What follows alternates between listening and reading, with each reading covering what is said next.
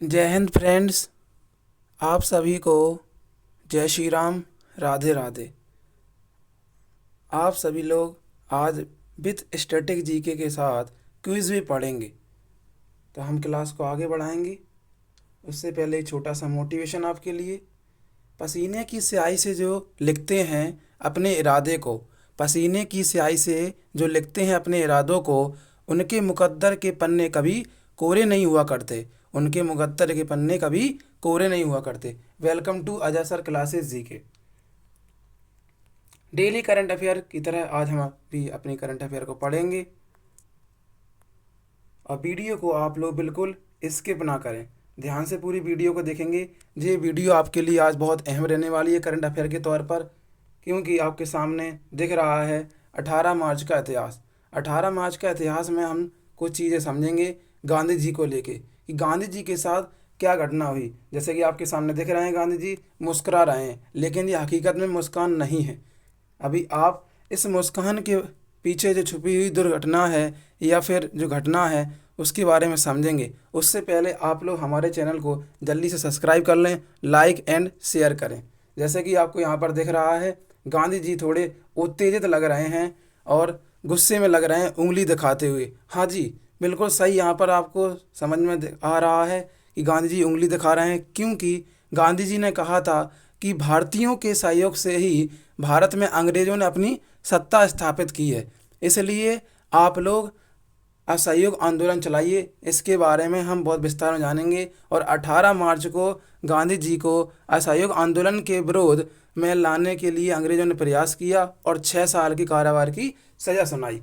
इसी बारे में हम थोड़ा सा डिटेल में जान लेते हैं कि आज की करंट अफेयर में क्या महत्वपूर्ण घटना है। 18 मार्च 1922 को महात्मा गांधी जी को असहयोग आंदोलन के लिए अंग्रेज़ों ने देशद्रोह के आरोप में 6 साल के कारावास की सज़ा दी थी। ठीक है ना, तो आपको क्लियर हो गया। 18 मार्च 1922 को महात्मा गांधी जी को असहयोग आंदोलन के लिए अंग्रेज़ों ने देशद्रोह के रूप में 6 साल के कारावास की सज़ा दी थी। आगे समझेंगे पूरी घटना का विस्तार क्या है। इस चीज़ को ध्यान से आपको सुनना है। वीडियो बिल्कुल आपको स्किप नहीं करना है, क्योंकि आपके लिए बहुत महत्वपूर्ण जानकारी है और परीक्षा में यहाँ से 101% पूछा ही जाता है। तो आप लोग बहुत ध्यान से सुनते रहेंगे हमारी बात को। अब ये क्या घटना हुई, कब से क्या चीज़, इसके बारे में पूरा विस्तार में जानना है ना, तो सबसे पहले मैं रॉलेट एक्ट पढ़ना पड़ेगा। क्योंकि रॉलेट एक्ट के विरोध में आप देखेंगे कि काला कानून कहा जाता है इसे। रॉलेट एक्ट को काला कानून कहा जाता है। सर सिडनी रॉलेट की अध्यक्षता में भारत में रॉलेट एक्ट 1919 में आया था। जी आप ध्यान रखना, सीधा यहाँ से क्वेश्चन कई बार पूछा गया है और आगे भी पूछा जाएगा। रॉलेट एक्ट को काला कानून भी कहा जाता है। रॉलेट एक्ट सत्याग्रह हुआ, फिर उसके बाद जलियांवाला हत्याकांड हुआ, फिर उसके बाद रॉलेट सत्याग्रह समाप्त कर दिया गया। इन सभी घटनाओं को हम विस्तार में थोड़ा देख लेते हैं, जो कि जैसे प्रश्न बनते हैं हमारे एग्जाम में। तो ध्यान से चीज़ों को आपको समझना है और आगे बढ़ना है। गांधी जी ने अंग्रेज़ों के रॉलेट एक्ट के खिलाफ असहयोग आंदोलन शुरू किया था 1919 में। गांधी जी ने रॉलेट एक्ट के खिलाफ 1919 में असहयोग आंदोलन शुरू किया था, जैसा कि आपके सामने दिख रहा है। तो आप समझेंगे कि रॉलेट एक्ट के बारे में कि रॉलेट एक्ट कानून जो क्या था। तो यह कानून को भारत के इतिहास में काला कानून कहा जाता है। रॉलेट एक्ट के कानून को भारत में काला कानून कहा जाता है। निम्नलिखित में से किस कानून को भारत में काला कानून कहा गया था? तो आपका सही उत्तर होगा रॉलेट एक्ट। रॉलेट एक्ट में एक अपील की गई थी, जो कि यहाँ से भी क्वेश्चन आया है, तो हमने नोट डाउन किया है। आपकी स्क्रीन के सामने दिख रहा है, नीचे वाली लाइन में आप देखेंगे कि रॉलेट एक्ट को ही क्या कहा गया था? बिना वकील, बिना दलील और बिना अपील का कानून भी कहा गया था। ये आपको इस दो चीज़ें ध्यान रखना है। रॉलेट एक्ट को काला कानून कहा जाता है और रॉलेट एक्ट को क्या कहा गया था? बिना वकील, बिना दलील और बिना अपील का कानून भी कहा जाता है। आई होप आपको ये बात क्लियर हो गई होगी। आगे बढ़ेंगे वीडियो में। अब इसके बाद जलियांवाला हत्याकांड हुआ था। ये आपको एक गधा दिख रहा है, बहुत ही बेकार। इसके ऊपर मैंने एक छोटी सी वीडियो डाली थी, आपने शॉर्ट वीडियो देखी होगी कि उधम सिंह जी ने इनको क्या गोली मारी थी, कहाँ जाके? लंदन जाके। क्योंकि 13 अप्रैल 1919 को जलियांवाला हत्याकांड पंजाब के सर में जलियांवाला बाग में ये घटना हुई थी। इसी घटना का बदला लेने के लिए आपको अच्छे से पता है कि 1940 में कौन गया था लंदन। लंदन गए थे अपनी उधम सिंह और वहाँ पर जाके गोली मारी थी इनको। तो याद रहेगी हमें यह कुर्बानी, जैसे कि आपको स्क्रीन पर दिख रहा है अमृत भारत याद रहे कुर्बानी। आप देख रहे हैं जलियांवाला बाग के अंदर किस तरह से जनरल डायर ने आदेश दे दिया था कि ऑन द फायर, सभी लोगों को फायर करो। तो ये बहुत ही बुरी दुर्घटना थी, क्योंकि एक ही दरवाज़ा था जलिया बाग से बाहर निकलने के लिए और उसी दरवाजे के सामने पूरी फोर्स थी जनरल डायर की। तो जनरल डायर का पूरा नाम माइकल ओ डायर भी है, आपको ध्यान रखना है। ये भी प्रश्न पूछा गया है। जलियांवाला हत्याकांड के समय भारत में जो मार्शल लॉ लागू हुआ था, तो हमला जिसने करवाया था उसका नाम क्या है? Michael O'Dwyer. ये आप ध्यान रखना। आगे बढ़ते हैं। अब हम पूरी घटना को समझेंगे कि असहयोग आंदोलन कब से शुरू हुआ और कब खत्म हुआ, इसके बीच क्या क्या घटनाएं हुई और असहयोग आंदोलन किस तरह समाप्त हो गया। तो आई होप आपको सामने दिख रहा होगा गांधी जी हैं और असहयोग आंदोलन की शुरुआत कर देते हैं। तो आगे की ओर बढ़ते हैं समझते हुए। असहयोग आंदोलन की जो शुरुआत है 1 अगस्त 1920 को हुई थी। असहयोग आंदोलन की शुरुआत 1 अगस्त 1920 को हुई थी। दुर्भाग्य की बात हमारे लिए यह है कि उसी दिन हमारे भारत के एक महान क्रांतिकारी लोकमान्य तिलक, या फिर इनका पूरा नाम आप आराम से जानते हैं, लोकमान्य बाल गंगाधर तिलक की मृत्यु हो गई थी। तो असहयोग आंदोलन कब शुरू हुआ? 1 अगस्त 1920 को, और उसी दिन लोकमान्य तिलक मतलब बाल गंगाधर तिलक की मृत्यु हो गई थी। नेक्स्ट पॉइंट, सितंबर 1920 में कोलकाता में भारतीय राष्ट्रीय कांग्रेस का विशेष अधिवेशन बुलाया गया था। INC का फुल फॉर्म है इंडियन नेशनल कांग्रेस, हिंदी में भारतीय राष्ट्रीय कांग्रेस। 1920 सितंबर में कोलकाता में INC का विशेष अधिवेशन बुलाया गया था। इसमें असहयोग आंदोलन संबंधी प्रस्ताव किया गया था। अब असहयोग हमने आपको शुरू में बताया है, असहयोग का मतलब है गांधी जी ने कहा था गुस्से में कि भारतीयों के सहयोग से ही भारत में अंग्रेज़ों का सहयोग मिला और उन्होंने सत्ता स्थापित की। अगर आप जब तक मतलब सहयोग करते रहेंगे अंग्रेज़ों का, तो भारत में सत्ता स्थापित करे रहेंगे, भारत को गुलाम बनाए रहेंगे। इसलिए अब हमें अंग्रेज़ों का सहयोग नहीं करना है, इसलिए हम असहयोग आंदोलन चलाएंगे। तो ये बात आपको अच्छे समझ में आ गई है। अब हम आगे की ओर बढ़ेंगे। तो सितंबर 1920 में कोलकाता में INS का विशेष अधिवेशन बुलाया गया था, जिसमें असहयोग आंदोलन संबंधी प्रस्ताव प्रस्तुत किया गया था। इसके बाद दिसंबर 1920 में भारतीय राष्ट्रीय कांग्रेस का वार्षिक अधिवेशन नागपुर में आयोजित होता है। ये बहुत ही इंपॉर्टेंट है, यहाँ से डायरेक्टली क्वेश्चन पूछा गया है। दिसंबर 1920 में भारतीय राष्ट्रीय कांग्रेस का वार्षिक अधिवेशन कहाँ पर हुआ था? नागपुर में हुआ था। क्यों इंपॉर्टेंट है? क्योंकि यहाँ पर आधिकारिक तौर पर असहयोग आंदोलन प्रारंभ हो गया था। ठीक है, तो आप लोग समझ गए होंगे कि दिसंबर 1920 में भारतीय राष्ट्रीय कांग्रेस का अधिवेशन कहाँ पर हुआ था? नागपुर में। भारतीय राष्ट्रीय कांग्रेस अधिवेशन नागपुर में आयोजित हुआ था और आधिकारिक रूप से यहाँ से असहयोग आंदोलन की शुरुआत हो गई थी। आपको ये क्लियर समझ में आ गया होगा। नेक्स्ट पॉइंट बहुत ही इंपॉर्टेंट, किस आंदोलन के दौरान खिलाफत आंदोलन साथ साथ चला गया था? तो खिलाफत आंदोलन असहयोग आंदोलन के साथ साथ चलाया गया था। हम अंग्रेजों के खिलाफ रहेंगे, इसका मकसद था। ठीक है, और साथ ही साथ हिंदू मुस्लिम को बढ़ावा देना, इसका मतलब था असहयोग आंदोलन का, कि हम सहयोग नहीं करेंगे, हम हिंदू मुस्लिम भाई साथ साथ रहेंगे, इनका बिल्कुल सहयोग नहीं करना है, हम इनके बराबर खिलाफ खड़े रहेंगे। आई होप आपको क्लियर समझ में आ गया होगा। अब इस इमेज से आप समझिए कुछ, इस इमेज से आप समझेंगे कि शहीद स्मारक चौरी चौरा गोरखपुर। तो यहाँ से आपको दिख रहा है कि चौरी चौरा घटना हुई थी। आपको क्लियर समझ में आ गया होगा। आपको अच्छे से यहाँ से समझ में आ रहा है कि ये गोरखपुर में है चौरी चौरा जगह, और वहीं पर शहीद स्मारक बनाया गया है क्योंकि यहाँ पर बहुत से लोग शहीद हुए थे। इसके बारे हम डिटेल में समझते हैं, नीचे ध्यान से सुने और वीडियो को बिल्कुल स्किप नहीं करना, आपके लिए बहुत ही महत्वपूर्ण जानकारी है। आगे की ओर बढ़ते हैं। चौरी चौरा एक्शन और असहयोग आंदोलन की वापसी, मतलब असहयोग आंदोलन वापस ले लिया गया था। 5 फरवरी 1922 को वर्तमान गोरखपुर चौरी चौरा नामक स्थान पर, 5 फरवरी 1922 को अभी वर्तमान में उत्तर प्रदेश के गोरखपुर चौरी चौरा नामक स्थान पर एक हिंसक भीड़ ने पुलिस चौकी पर हमला कर दिया था। आपसे क्वेश्चन 3-4 तरह से पूछा गया है, ध्यान रखना। 5 फरवरी 1922 को चौरी चौरा घटना कहाँ पर हुई थी? तो आप बता देंगे उत्तर प्रदेश की गोरखपुर में। अब और कैसे क्वेश्चन पूछा गया, गोरखपुर में चौरी चौरा नामक स्थान पर एक हिंसा भीड़ ने पुलिस चौकी पर हमला किया था, वह तिथि क्या थी?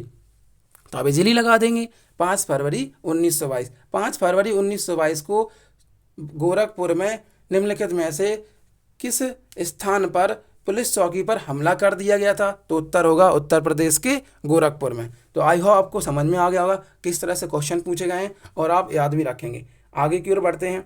चौरी चौरा घटना के व्यापक हिंसा सामने आती है। चौरी चौरा घटना की जैसे ही व्यापक हिंसा सामने आती है, गांधी जी समझ गए और गांधी जी गुस्सा होकर, रुष्ट होकर, नाराज होकर गांधी जी ने 12 फरवरी 1922 को बारदौली, जो गुजरात में है, बारदौली में कांग्रेस कार्य समिति की बैठक में असहयोग आंदोलन को वापस ले लिया और घोषणा कर दी वहाँ से। असहयोग आंदोलन यहाँ पर इसी के साथ समाप्त हो गया। फिर उसके बाद क्या होता है,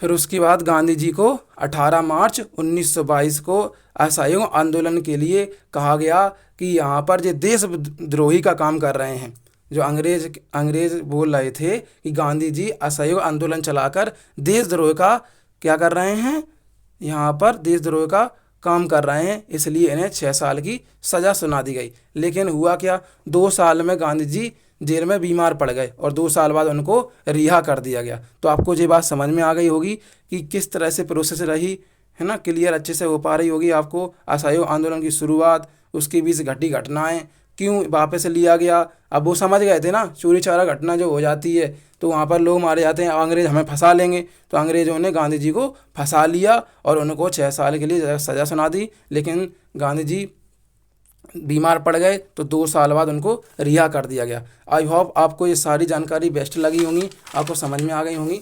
तो हमारे चैनल को जल्दी से आप शेयर कर दें। आप देख रहे हैं कि सामने हमारा एक छोटा सा थंबनेल बना हुआ है। जी हाँ, हम आपके लिए आज से ही शाम को वीकली करंट अफेयर लाएंगे। जो भी विद्यार्थी एसएससी वगैरह की तैयारी कर रहे हैं, जैसे कि हाल ही में एमटीएस का एग्ज़ाम आने वाला है और भी सीआरपीएफ, सीआईएसएफ, तो उन सभी के लिए बहुत ही महत्वपूर्ण वीकली करंट अफेयर ला रहा हूँ नवंबर 2022। तो हमारी रिवीजन क्लास के तौर पर होगी क्लास फर्स्ट। तो आज शाम लगभग 7 बजे के आसपास मैं वीडियो अपलोड करूँगा, तो आप लोग आज से ही उसका रिवीजन करना शुरू कर देना। हम आगे की ओर बढ़ रहे हैं। आपको पता ही है कि हम जब पढ़ लेते हैं उसके बाद क्विज करते हैं। अब हम मेन करंट अफेयर की रिवीजन करेंगे, जो कि 1 हफ्ते पहले की थी। अभी हमने 3-4 दिन की पढ़ी कुछ वीडियो में पीछे। अब हम पूरे 1 वीक की करंट अफेयर पढ़ेंगे क्विज के माध्यम से। आई होप आपको हमारे ये क्विज पसंद आते होंगे, आपको समझ में आते होंगे किस तरह से हैं। तो आप जल्दी से हमारे चैनल को जल्दी से शेयर करें, ज़्यादा से ज़्यादा लोगों में। जिन्होंने सब्सक्राइब नहीं किया जल्दी से सब्सक्राइब कर लें, ठीक है। हमारा फर्स्ट क्विज हमारे सामने, तो जल्दी से इसको आप समझेंगे और आगे की ओर बढ़ेंगे। देखिएगा, आपके सामने क्वेश्चन नंबर आपको दिख रहा है। क्वेश्चन नंबर से आपका कोई लेना देना नहीं है, आप तो प्रश्न से समझें। केंद्रीय गृह मंत्रालय ने किस सुरक्षा बल में पूर्व अग्निवीरों के लिए 10% आरक्षण की घोषणा की है? जब हमने पढ़ा है अभी हाल ही में 1-2 दिन में, केंद्रीय गृह मंत्रालय ने किस सुरक्षा बल में पूर्व अग्निवीरों के लिए 10% आरक्षण की घोषणा की है? तो इसका आंसर क्या होगा? Option A is the right answer, CRPF. आप समझ गए, क्लियर हुआ। नेक्स्ट क्वेश्चन की ओर चलेंगे। इंटरनेशनल पब्लिकेशन सेंट्रल बैंक ने किसे गवर्नर ऑफ द ईयर 2023 से सम्मानित किया है? तो ये आपने कल ही पढ़ा था, आराम से आप लगा देंगे। कौन थे 25वें गवर्नर के रूप में भारत के? शक्तिकांत दास जी। शक्तिकांत दास को इंटरनेशनल पब्लिकेशन सेंट्रल बैंकिंग ने किसे, मतलब शक्तिकांत दास को गवर्नर ऑफ द ईयर 2023 से सम्मानित किया। क्लियर। Next question. केंद्रीय कृषि मंत्री कौन है? केंद्रीय कृषि मंत्री तोमर साहब। आपको पता है अच्छे से, तोमर साहब। तो ध्यान रखना, केंद्रीय कृषि मंत्री तोमर साहब ने किस शहर में एग्री यूनिफेस्ट का उद्घाटन किया है? तो आपको बताए थे हम कल, बेंगलुरु। आपका बिल्कुल सही आंसर होगा ऑप्शन बी। नरेंद्र सिंह तोमर जी ने एग्री यूनिफेस्ट का उद्घाटन कहाँ पर किया है? बेंगलुरु में किया है। चलिए नेक्स्ट क्वेश्चन की ओर बढ़ेंगे। जैसे कि आपको दिख रहा है, हमने आपको कल बताया था कि दुनिया का सबसे सुंदर बढ़िया सा सर्वश्रेष्ठ एयरपोर्ट 100 की लिस्ट में कौन सा है? तो आपको बताया था सिंगापुर चांगी एयरपोर्ट। कौन सा है? Singapore Changi airport. बल्कि हमने इसका डायग्राम बताया था, कितना खूबसूरत आपको दिख रहा था, ठीक है। आगे की ओर बढ़ेंगे भाई। तो स्काई टेस्ट द्वारा जारी दुनिया के टॉप एयरपोर्ट की लिस्ट में कौन सा एयरपोर्ट टॉप पर रहा है, अभी हमने चर्चा कर दी है, आपको ये बात समझ में आ गई होगी। तो ऑप्शन सी हमारा बिल्कुल सही आंसर होगा, Singapore Changi airport. Next question, Tata consultancy service TCS ने हाल ही में किसे अपना सीईओ और एमडी अपॉइंट किया है? तो आपको कल बताया था, फोटो भी दिखाई थी आपको, के कीर्ति बासन जी को, कीर्ति बासन जी को टाटा कंसल्टेंसी सर्विस ने अपना सीईओ और एमडी नियुक्त किया है। और इसके चेयरमैन कौन है? तो आपको बताया था इसके चेयरमैन ऑप्शन सी आपका बिल्कुल सही आंसर होगा, नटराजन चंद्रशेखरन। नटराजन चंद्रशेखरन इसके चेयरमैन है। ये भी आपको ध्यान रखना है क्योंकि ये क्वेश्चन पूछे जा चुके हैं इस टाइप के और फिर से ही पूछे जाएंगे, ध्यान रखें। अगला क्वेश्चन कह रहा है कि कौन सा बैंक मुंबई इंडियंस का ऑफिशियल बैंकिंग पार्टनर बनेगा? तो आपको कल बताया था ना कौन सा बैंक बनेगा, आईडीएफसी फर्स्ट बैंक। तो ऑप्शन बी आपका बिल्कुल सही आंसर हो जाएगा, IDFC first bank Mumbai Indian जो आईपीएल की टीम है ऑफिशियल बैंकिंग पार्टनर इसका बनेगा। नेक्स्ट क्वेश्चन, किस भारतीय अमेरिकी को यूएस एयरफोर्स का असिस्टेंट सेक्रेटरी, किस भारतीय अमेरिकी को यूएस एयरफोर्स का असिस्टेंट सेक्रेटरी अपॉइंट किया गया है? तो आपको बताया था मैंने, रवि चौधरी जी को अपॉइंट किया गया है। आई होप आपको जिस क्लियर हो पा रही होगी सारी चीज़ें।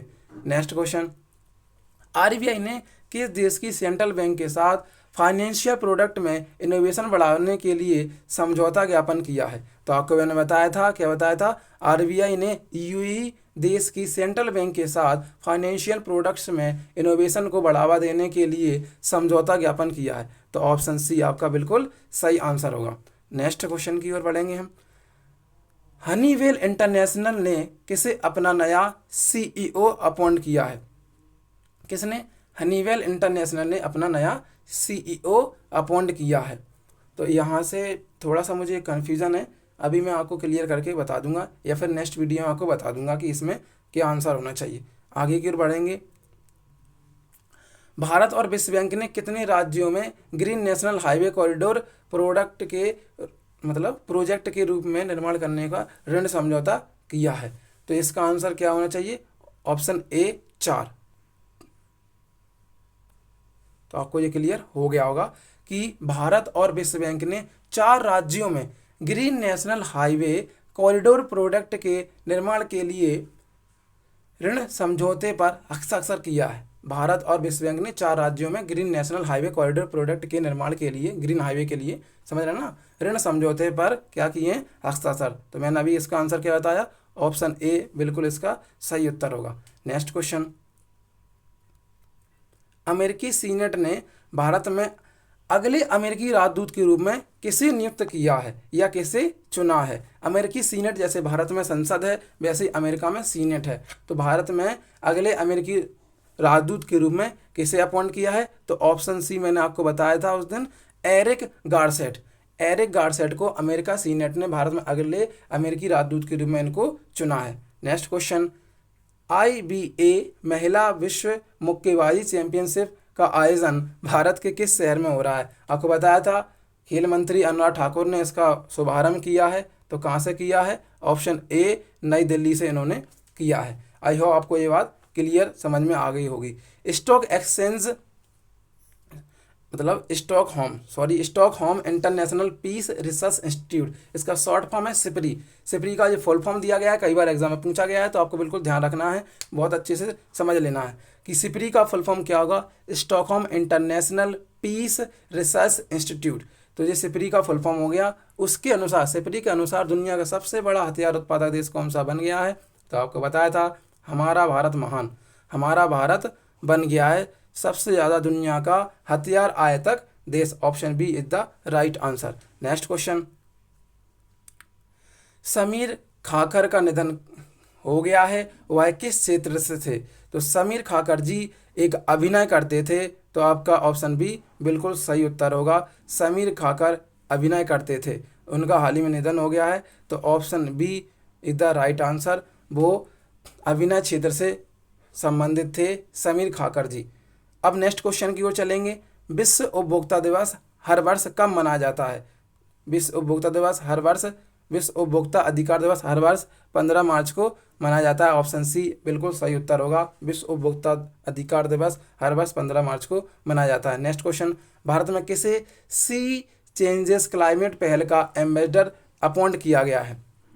भारत में किसे, सी मतलब समुद्र, चेंज मतलब बदलाव, क्लाइमेट मतलब जलवायु, समुद्र में परिवर्तन आ रहे जलवायु को लेकर भारत ने क्या किया है? इस पहल का एम्बेसडर अपॉइंट किया है। हमने आपको बताया था इसका आंसर श्रेया घोड़ावत है। ऑप्शन थोड़ा सा मिस्टेक दिख रहे हैं, लेकिन ऑप्शन सी होगा। भारत ने सी चेंजेस क्लाइमेट पहल का एम्बेसडर श्रेया घोड़ावत को अपॉइंट किया है। नेक्स्ट क्वेश्चन, किस कंपनी ने हाल ही में आरबीआई की ओर से इंफ्रास्ट्रक्चर फाइनेंस कंपनी का दर्जा दिया है? तो किस कंपनी को हाल ही में आरबीआई ने इंफ्रास्ट्रक्चर फाइनेंस को लेकर कंपनी का दर्जा दिया है? तो आपका आंसर क्या होगा? आपका answer option A IRDA. Clear? आपको हमने बताया था इरडा के बारे में विस्तार में, तो आपको ये बात समझ में आ रही होगी। तो आरबीआई ने इंफ्रास्ट्रक्चर फाइनेंस कंपनी का दर्जा इरडा को दिया है। अब आगे की ओर बढ़ते हैं। Next question, world air quality report के अनुसार मतलब जो प्रदूषित देश हैं उसमें भारत की रैंक कौन सी रही है? तो इसमें भारत की रैंक जो रही है वो 8वीं रही है। और नल्ला पाकिस्तान का लाहौर सबसे प्रदूषित शहर है, आप ध्यान रखना। और भारत में सबसे ज़्यादा प्रदूषित कौन सा शहर है? नई दिल्ली। ये भी आपको याद रखना है। नेक्स्ट क्वेश्चन, नए आर्टिफिशियल इंटेलिजेंस चैटबॉट जीपीटी को किसने लॉन्च किया है? तो जीपीटी को किसने लॉन्च किया है? ओपन एआई ने। ओपन एआई ने नए आर्टिफिशियल इंटेलिजेंस चैटबॉट जीपीटी को लॉन्च किया है। तो ऑप्शन ए बिल्कुल आपका सही उत्तर होगा। ऑप्शन ए, नए आर्टिफिशियल इंटेलिजेंस चैटबॉट जीपीटी 4 को ओपन एआई ने लॉन्च किया है। वंदे भारत एक्सप्रेस ट्रेन की पहली महिला लोको पायलट कौन बन गई हैं? 100% छपने वाला प्रश्न है, ये 100% आएगा आपके एग्जाम में। तो हमने आपको बताया था सुरेखा यादव जी। सुरेखा यादव को वंदे भारत एक्सप्रेस ट्रेन की पहली महिला लोको पायलट बनाया गया है। तो ऑप्शन डी आपका बिल्कुल सही उत्तर होगा। आगे की ओर बढ़ेंगे। एलआईसी के हाल ही में किसे एमडी अपॉइंट या प्रमोट किया गया है? एलआईसी के हाल ही में तबलेश पांडे जी को प्रबंध निदेशक के रूप में अपॉइंट किया है। ऑप्शन ए आपका बिल्कुल सही होगा। तबलेश पांडे जी एलआईसी के प्रबंध निदेशक के रूप में प्रमोट किए गए हैं। Next question, G20 flower festival का आयोजन भारत के किस शहर में किया जा रहा है? तो G20 फ्लावर फेस्टिवल का आयोजन भारत के नई दिल्ली शहर में किया जा रहा है। ये बहुत अच्छी गर्व की बात है भारत के लिए कि भारत G20 सम्मेलन का आयोजन कर रहा है। तो नई दिल्ली में इसका आयोजन होगा। नेक्स्ट क्वेश्चन, भारतीय सार्वजनिक क्षेत्र के उपक्रम सतलुज विद्युत निगम का स्वतंत्र निदेशक किसे नियुक्त किया गया है? जी हम आगे देख लेंगे, इसमें भी मुझे डाउट है थोड़ा सा। आगे की ओर बढ़ते हैं। फरवरी महीने के लिए ICC women's player of the month का अवार्ड जीतने वाली एशले गार्डनर किस देश की खिलाड़ी हैं? विमेंस में आपको मैंने पढ़ाया था एशले गार्डनर जो हैं ऑस्ट्रेलिया की खिलाड़ी हैं। इन्हें फरवरी महीने का आईसीसी द्वारा क्या दिया गया है? और आईसीसी द्वारा प्लेयर ऑफ द मंथ का अवार्ड दिया गया है। तो फरवरी महीने में अवार्ड मिला है किनको? एशले गार्डनर जी को, जो कि ऑस्ट्रेलिया की हैं। आपको ये बात क्लियर हो पा रही होगी। नेक्स्ट क्वेश्चन, संघाई असहयोग संगठन एससीओ पर्यटन मंत्रियों की बैठक भारत के किस शहर में आयोजित की जाएगी? तो संघाई सहयोग संगठन पर्यटन मंत्रियों की बैठक भारत के वाराणसी शहर में आयोजित की जाएगी। ऑप्शन ए आपका बिल्कुल सही आंसर है। नेक्स्ट क्वेश्चन, एक्सरसाइज ला पेरोस के तीसरे संस्करण का आयोजन किसके द्वारा किया जा रहा है? तो ऑप्शन सी आपका बिल्कुल सही उत्तर होगा। फ्रांस के द्वारा किया जा रहा है। एक्सरसाइज ला पेरोस के तीसरे संस्करण का आयोजन किसके द्वारा किया जा रहा है? ऑप्शन सी फ्रांस के द्वारा किया जा रहा है। नेक्स्ट क्वेश्चन, फरवरी महीने के लिए men's player of the month का अवार्ड किसने जीता? तो ऑप्शन ए इंग्लैंड के खिलाड़ी युवा जो आपको दिख रहे हैं हैरी ब्रॉक ने जीता है। नेक्स्ट क्वेश्चन, भारत ने अनुसंधान के क्षेत्र में सहयोग के लिए किस देश के साथ सहयोग ज्ञापन MOC पर हस्ताक्षर किए हैं? तो भारत ने अनुसंधान के क्षेत्र में सहयोग के लिए किस देश के साथ सहयोग स्थापन किया है? तो आप देखेंगे ज्ञापन स्थापन किया है स्वीडन के साथ। ऑप्शन ए बिल्कुल आपका सही उत्तर होगा। किसे हाल ही में LIC का अंतरिम अध्यक्ष नियुक्त किया गया है? तो किसे हाल ही में LIC का अंतरिम अध्यक्ष चुना गया है? तो ऑप्शन बी आपका सिद्धार्थ मोहंती सही उत्तर होगा। सिद्धार्थ मोहंती को अंतरिम अध्यक्ष LIC का अपॉइंट किया गया है। नेक्स्ट क्वेश्चन, पीएम मोदी ने किस राज्य में विश्व के सबसे लंबे रेलवे प्लेटफॉर्म 1507 मीटर लंबे प्लेटफॉर्म का उद्घाटन किया है, जो कि सबसे बड़ा विश्व का लंबा होगा? तो option C Karnataka is the right answer. Karnataka में इन्होंने उसका उद्घाटन किया है। पंजाब नेशनल बैंक ने किसके साथ, अभी इसको थोड़ा सा रहने दो, आगे की ओर देखते हैं। अगला क्वेश्चन, 95वें ऑस्कर अवार्ड सेरेमनी में किस मूवी के सॉन्ग को ओरिजिनल सॉन्ग कैटेगरी का अवार्ड मिला है? ये तो बहुत चर्चा में रहा है, आपको अच्छे से ही पता है। अब हाल की हाल इसका आंसर लगा देंगे फटाक से। Option C, option C is the right answer. RRR movie के सॉन्ग को ओरिजिनल सॉन्ग कैटेगरी के रूप में अवार्ड प्राप्त हुआ है। नेक्स्ट क्वेश्चन, ऑस्कर अवार्ड 2023 में बेस्ट एक्ट्रेस का अवार्ड किस अभिनेत्री ने जीता है? तो ये भी आपको अच्छे से पता है, आप हाल की हाल ठोक देंगे। Option A is the right answer, Michelle Yeoh. Michelle Yeoh को बेस्ट एक्ट्रेस के रूप में अवार्ड मिला है ऑस्कर का। तो क्लियर हो पा रहा है आपको? किसने गुवाहाटी में पहली सुप्रीम ऑडिट इंस्टीट्यूशन 20 बैठक की अध्यक्षता की है? मतलब गुवाहाटी कहाँ पर है? असम में। असम के गुवाहाटी में पहली सुप्रीम ऑडिट इंस्टीट्यूशन 20 की बैठक की है। तो ऑप्शन ए नहीं, ऑप्शन डी बिल्कुल सही उत्तर होगा, गिरीश चंद्र मुर्मू। गिरीश चंद्र मुर्मू जो कि हाल ही में CAG के महानिदेशक हैं, उन्होंने असम के गुवाहाटी में पहली सुप्रीम ऑडिट इंस्टीट्यूशन 20 की बैठक की अध्यक्षता की है। तो ऑप्शन डी आपका बिल्कुल सही उत्तर होगा। हाल ही में अमेरिका की कौन सी बैंक खुद को दिवालिया घोषित कर दिया है? तो किस बैंक ने किया है ये आपको पता होना चाहिए। ऑप्शन बी बिल्कुल सही उत्तर होगा, जो कि बहुत चर्चा में रहा है। अमेरिका की सिलिकॉन वैली बैंक ने हाल ही में अपने आप को दिवालिया घोषित कर दिया है। नेक्स्ट क्वेश्चन बहुत ध्यान से समझना आप। नेक्स्ट क्वेश्चन आपके लिए, नौसेना कमांडरों के सम्मेलन 2023 में पहले संस्करण का आयोजन किस विमान वाहक पोत पर किया गया है? नौसेना कमांडरों का सम्मेलन 2023 के पहले संस्करण का आयोजन INS विक्रांत विमान वाहक पोत पर किया गया है। आई होप आपको क्लियर हो गया होगा। ऑप्शन डी इसका सही उत्तर है। ऑप्शन डी आपका राइट आंसर। नेक्स्ट क्वेश्चन, किसने 28वें महालेखा नियंत्रक के रूप में पद संभाला है? महालेखा नियंत्रक के रूप में पद संभाला है। तो ऑप्शन आपका बी बिल्कुल सही उत्तर होगा, SS दुबे। SS दुबे ने सोमा रॉय बर्मन की जगह महालेखा नियंत्रक परीक्षक 28वें रूप में पदभार ग्रहण किया है। लेकिन आपको याद रहे, नियंत्रण एवं महालेखा परीक्षक गिरीश चंद्र मुर्मू जी हैं वर्तमान में, याद रहे आपको। ये कौन से हैं? ये केवल महालेखा नियंत्रक परीक्षक हैं, ध्यान रखना, महालेखा नियंत्रक परीक्षक हैं। तो SS दुबे ने 28वें महालेखा नियंत्रक के रूप में पदभार संभाला है। लेकिन भारत के मेन जो CAG हैं, कंट्रोलर ऑडिटर जनरल जो हैं, नियंत्रक एवं महालेखा परीक्षक हैं, वो गिरीश चंद्र मुर्मू हैं। दोनों क्वेश्चन खूब पूछे गए हैं एग्जाम में और आगे भी पूछे जाएंगे 100%। नेक्स्ट क्वेश्चन, 8वें नेशनल फोटोग्राफी अवार्ड में professional photographer of the year, 8वें नेशनल फोटोग्राफी अवार्ड में professional photographer of the year का अवार्ड किसने जीता है? तो यहाँ पर इसका आंसर ऑप्शन ए होगा, शशि कुमार रामचंद्रन। शशि कुमार रामचंद्रन जी को 8वें नेशनल फोटोग्राफी अवार्ड में professional photographer of the year का अवार्ड मिला है। आई होप आपको क्लियर हो गया होगा। हर पेमेंट डिजिटल RBI ने यह पोर्टल लॉन्च किया है। आपको ध्यान रखना है जी, मिशन कौन चला रहा है? हर पेमेंट डिजिटल, तो जी RBI चला रहा है। और आपको बताया था RBI गवर्नर शक्तिकांत दास जी हैं। आपको ये बात क्लियर हो चुकी है। हर पेमेंट डिजिटल मिशन कौन चला रहा है? RBI चला रहा है। मतलब जितने ही पेमेंट होंगे अब करो, आप डिजिटल करो, बढ़िया से करो, जिससे कि करेंसी कम छापने पड़ेगी, कम खर्चा होगा, ऑनलाइन पेमेंट कीजिए, डिजिटल इंडिया बनेगा। तो आई होप आपको ये बात क्लियर हो गई होगी। नेक्स्ट क्वेश्चन, 5 दिवस तक मनाया जाने वाला यशांग उत्सव किस राज्य में आयोजित किया गया है?